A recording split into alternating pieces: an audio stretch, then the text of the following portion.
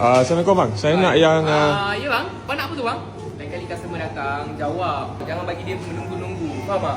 Okey, ya bang, nak apa tu bang tadi? nak yang McPin burger tu. Oh, nak McPin burger eh? Alright bang, nanti siap sampai Lain kali customer datang, layan betul-betul. Okey? Ingat rules. Okey?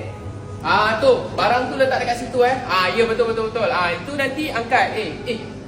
Senyum sikit. Biasa, ingat tak? Kita kerja rules kita macam mana? Kena senyum kat customer. So, kita kena nampak mesra. Faham tak?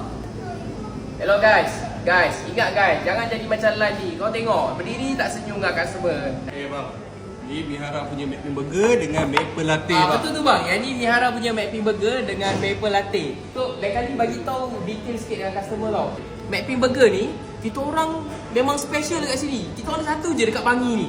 Guys, korang tahu kan rules macam mana. Bagi tahu dekat customer lain kali detail sikit. Okay. Nice.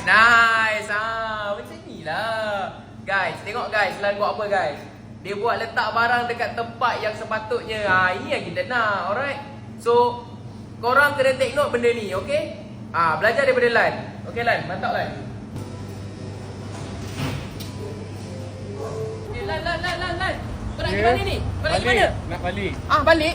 Kita ada baki 1 saat lagi sebelum keluar kerja. Kita lap ni. Turunkan signboard, kita lap. Nanti bos cakap apa nanti? Guys, semua keluar guys. Tolong Lan, kita lap signboard hari ni. Aku nak balik lah.